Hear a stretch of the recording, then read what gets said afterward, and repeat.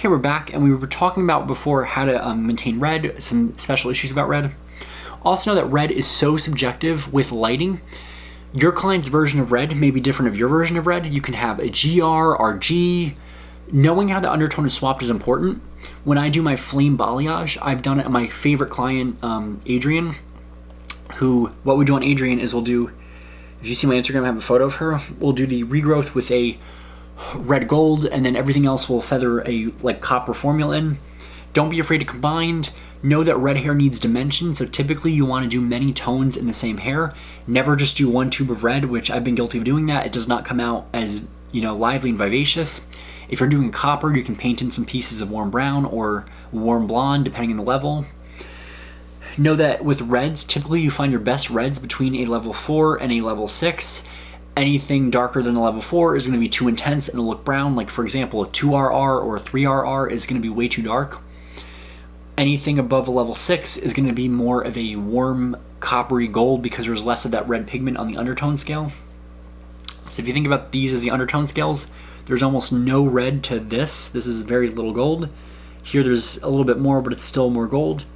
This has a decent amount of red in it, so you can do a fashion red over that. But right here is where you want to be, because this right here is too dark and that's too dark for a lot of clients. So you tend to find a lot of your fun reds between 4 and level 6. There is such a thing as 7RR, 8RR. I had one tube of color from Redken, I loved it. It was 9RV, and that was a pink. The more you dilute certain types of red, the more pastel the pigment gets. For example, a 10RO is going to look like an orangey sorbet, like a pastel salmon. A lighter red violet will produce a pinky result. If you're not careful, it looks like a rust color. So they give you a soap cap formula to refresh reds. That's the old school way of doing it. Typically you can refresh them with a demi-color or even a semi-color. I've used Manic Panic to refresh red hair and it works phenomenally because the hair is already lifted. You're just putting semi-permanent color in there and it will help to refresh it. You can even make your own color shampoo for your client by taking your semi-permanent color, putting it in a clear conditioner, and you can customize it to your client. That's a selling point. I know making your own overtone. There's a really good YouTuber. She is the queen of red hair. You have got to subscribe to her and watch her videos. She's taught me things as a professional. Her name is Lady Lion. I'll link her channel down below. But she will teach you techniques like how to make your own overtone shampoo. These same techniques you can do in a salon to retail products to your client, because if you can customize something to them and sell it to them, they'll be impressed. Oh wow, like I feel like I'm cared for. So with reds, you also have high lift reds, and these colors are typically meant to be used on levels 1 through 5 naturally, and 5 you're kind of pushing it. The darker the color, the better a high lift red will take, because you're going to have more lift, you're going to expose more of that red pigment. The lighter the hair, the less well they're going to work. In fact, you might get a color disaster if you use it on hair that is level 6 and above, especially a natural level 8 or 9 or 10. You use a high lift red on a level 10, there's not enough red in a level 10. There actually is really no red, it's just yellow. What you're going to get is a horrible salmon translucent pink result that's really washed out. So save the high lifts for darker levels. So also note too, with reds, when you're talking to your client, make sure your client understands what red they want. If you said you want more of a natural red, more of a fashion red, give them choices, show them pictures. Nothing is worse than the client saying, I want red. Well, that's very vague. Do you want a brown red, do you want the red to be more noticeable, or do you want the brown to be more noticeable? Do you want it to look natural? Do you want it to be fashionable? Can you give me an idea of what you want? Do you want like an amber color or an auburn color? Do you want like a fiery red or a cool red? Things like that are important to establish. So, hair coloring tips for brunettes. Typically know that brunettes are going to pull brassy if you try to lift. Be careful when lifting brunettes. If you're lifting more than 2 levels, you're going to run into what I call the danger zone or the warm zone. Always use a cool blue base color when you're coloring brunettes lighter, because when you're exposing that warmth, you're going to be able to tone as you lift. And do not lighten more than 2 levels lighter. Add 1 ounce of neutral to cover gray hair and brunette hair. And natural highlights in brunette hair should be deep or caramel colored. Blonde highlights have too much contrast to brunette hair unless a client wants that. Blonde highlights do not look natural and require frequent service, which is good for you, and it also might be what the client wants. So if they want highlights, let them know it will be maintenance and we can do this. You'll also hear the term Brorn, which is like a blonde brown, or Blorn. That's like your in-between shades, like level 6 or level 7, what I call a transition shade, when you're starting to go into like that blonde, like, or what is the darkest blonde? That's a whole debate. People debate it all the time. Is your darkest blonde a level 6 or is it a level 7? Some people argue level 5. It's really, really super subjective. And again, there are high lifts for brunettes, and these are made to be used with brunettes only. They have a high concentration of the blue pigment or the ash pigment. And if you know what JLo looks like, this is typically what's in JLo's hair. It's like that coffee look color, or what I call it, nice coffee look. So it's still brown, but it's a lighter brown. You're gonna process the hair with the high lift brown, and then highlight over it, and then the additional highlights will create that look of a nice brunette color. Other tips for browns that you actually can put a Shade ZQ toner all over the hair, demi-color, and then highlight over it. That way you're lifting through some of the tone, and having that little bit of pigment down will help when you're lifting to cancel out any color. It also makes the highlights become a little bit more tone on tone, and sometimes you might not even have to tone the highlights. And again, this is not for creating blonde, this is over a brown base. When you want a little bit of warmth, but a controlled warmth, you can Shade ZQ the hair with like a level 6T or something, or like a smoky color, put some dimension in there. And that way when you highlight, you're gonna pull through some of that. That will react with your color, and then tone your highlights if you have to. Watch the video on the Red Exchange this year, because Lori did that when she did her mannequin. It was incredible. And some hair color tips for blondes. So blonde is popular, profitable, and fun. You can do single process blonde to highlighting, double process blonde. The looks are endless. Know that when you're lightening brown hair to blonde, there are many underlying tones. You may pull some orange, depending if the client's at level 6. You might pull some red or gold. When you're covering gray hair with a blonde color, they say use a level 7. I'd argue that and say use a level 8 or 9. Know that the finer the hair, the better. The color will accept it for using a level 9. If the hair is coarse, try to use a level 8. You will get some coverage. Double process blonde is the best way to obtain pale blonde results on darker hair colors. Know that high lift blondes lift 5 levels and are used on if high lift blondes are used on levels 4 and below, the result may be a color that's too warm or brassy. Redken, we have Blonde Idol, which I love. It gives you the strong 5 levels of lift. They make blonde colors you can use on bases 3 to 5, and if the base is darker, know that you're going to get a little bit of warmer result, but you're going to lift 5 levels, you're going to lift to about a level 8, and it will tone it. With the high lift blonde, the secret is to keep processing. The longer you process, the better the result. Make sure you process at a minimal an hour and check. If you have to go longer, then increase it by increments of 15. If highlights become too blonde or all one color, you can low light deeper strands in there.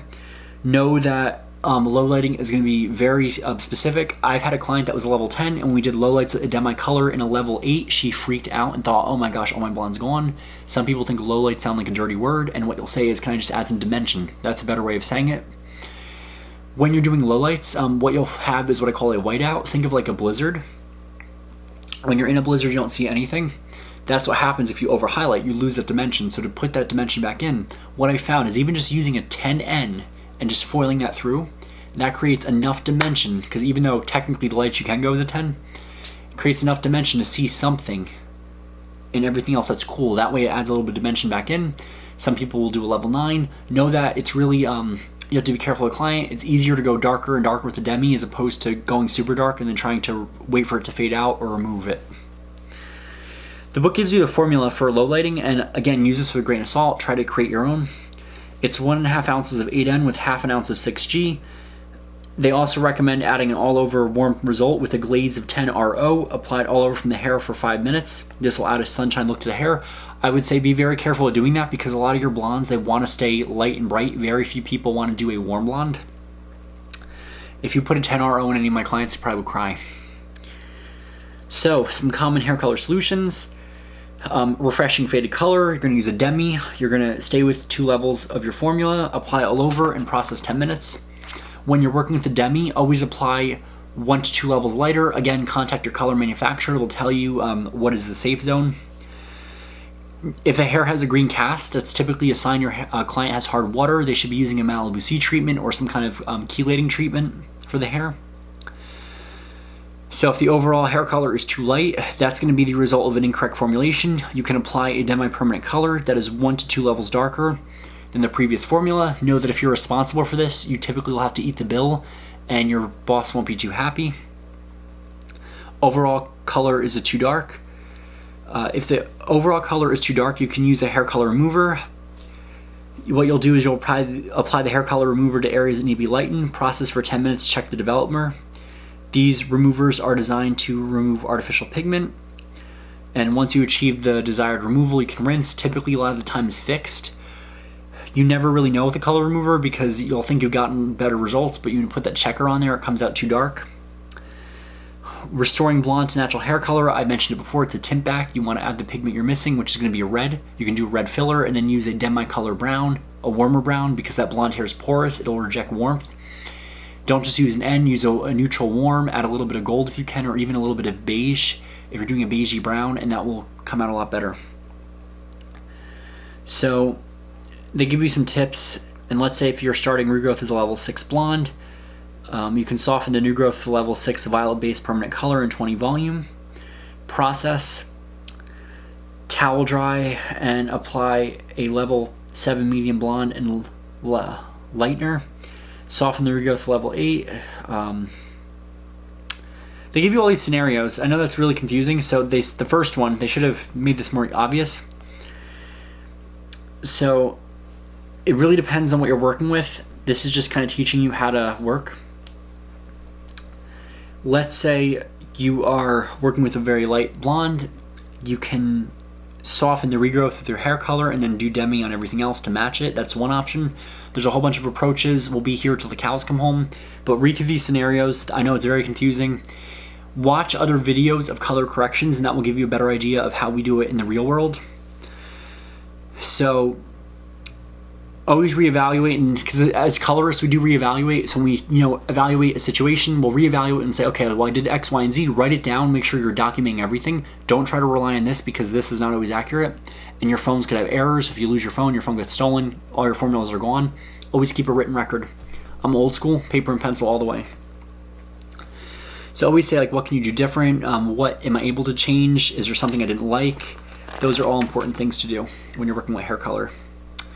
Also know that sometimes hair is so damaged and overly porous that the structure is really bad, and there's insufficient structure in the cortex. We also call it the rubber cement. When we start to feel the hair and it's gummy, we're feeling that rubber cement of the hair. It's not actual rubber cement, but it's like that special fiber. Your first sign that something's going to go wrong is that the hair will look gunmetal gray, and that's the real danger sign. When you start seeing that gunmetal gray, get ready for massive breakage if you're not careful. Also know that you also want to focus on retailing products. So you want to retail a client a shampoo for reds if they're red. If they're brunette, they might have brunette shampoo. If you have a line of colored shampoos, retail it to the client. They can refresh their color at home. It's very important to retail products that will help keep the integrity. Take their product, put it in their hand, and say, here, with this product you can use this on your hair, and look at it and explain like why it works. So make sure you have a good brand that you trust, and make sure your brands are giving you good generic information as well as product information. There's a big difference between the both. Also know that there are a whole bunch of other resources if you are interested in color. There's a huge difference between hairstylists that put on color and colorists. Something else, because they give you some precautions, they don't talk about this, but if your client's pregnant, here's where it comes a really gray area. Keratin treatment you cannot use in a pregnant woman. I will refuse to do that service. My salon now does not use keratin because that has potential to cause birth defects. When you're doing color on a pregnant woman and they ask, is this safe for me? I always err on the side of caution, because when someone's pregnant, you don't want to be experimenting, and always say, well, it's really up in the air, but we can do the safe thing, and what I could do is just do foils, or you can let your hair grow, and that's fine. I'll, cut your hair, condition your hair. Know that anytime you're touching the scalp, you always run the small risk of it leaching inside, especially if there's a cut. So if my client is pregnant, and a lot of times pregnant women will do their own research. They'll come in and they'll say, well, I don't want to color my hair because it's, this and that. You don't ever want to challenge your client, understand where they're coming from and say, okay, that's fine. When after you deliver, we can, color this and that.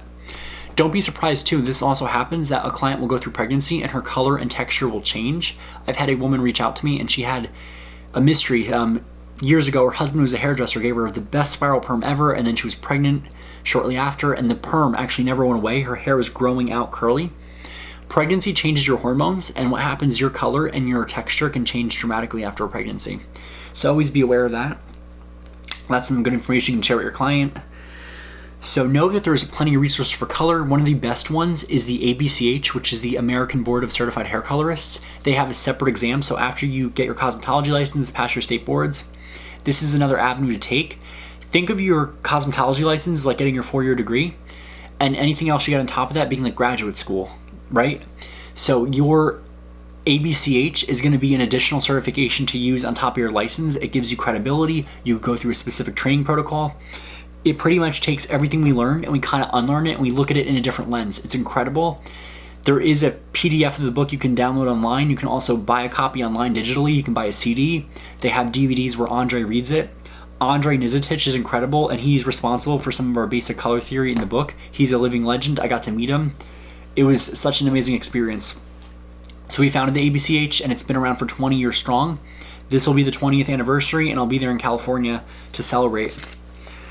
So make sure you go. You can do classes there. They have balayage summits, and it's just such a great organization. Beth Minardi is a huge resource. She's been in the color industry for years. She has worked at big brands like Clairol, Redken, Joico. She has her own brand now. She works at Studio B in the city. David Velasco, Tom Dispenza, they own the Hair Color University. Peter Ciotti owns Chromastics, and he works with David Velasco and Tom Dispenza. They have such a great line. You can get training with them. They give you free webinars. They used to do webinars every Monday. Also know that you can do things like get special training in specific color lines, get as much certification as you can. Redken has their own certification. Coastline Education is an incredible resource for generic information you can apply with any line of color. Lisa Kelly is a huge resource with that too. And that about concludes it for what I know about resources of color. Look up different books. Behind the Chair is a great resource. Also evaluate the education. If they're trying to sell you on one brand, there's a difference between, oh, use my brand of color because it does this and that and this and that, as opposed to actual education where, you know, how things work, how to properly lighten the hair, how to section the hair, placement with purpose, things like that you can apply to everything, as opposed to a specific brand. So that's it for hair color. If you guys have any questions about hair color, anything that you feel that I've left out, comment down below and I'll try to answer it. I have such a passion with this, and that's why there's so many videos in this section, and this is a longer chapter. Go over your procedures, make sure you have fun with your mannequins, practice on yourself, have fun. We live in color. I always say this, take a moment to think, what would life be like without color? We would not be able to know that something was wrong. We wouldn't be able to drive because of the stoplight. Really appreciate color and how privileged we are to understand what color is and how to work with it. So have a colorful day, and the next section we're going to be covering is part 4 of the book. Look how much we've covered already. This is going to be your skincare, which will be hair removal, facials, and facial makeup, and they'll be relatively quick. So have a wonderful weekend, and I will see you guys soon to cover part 4.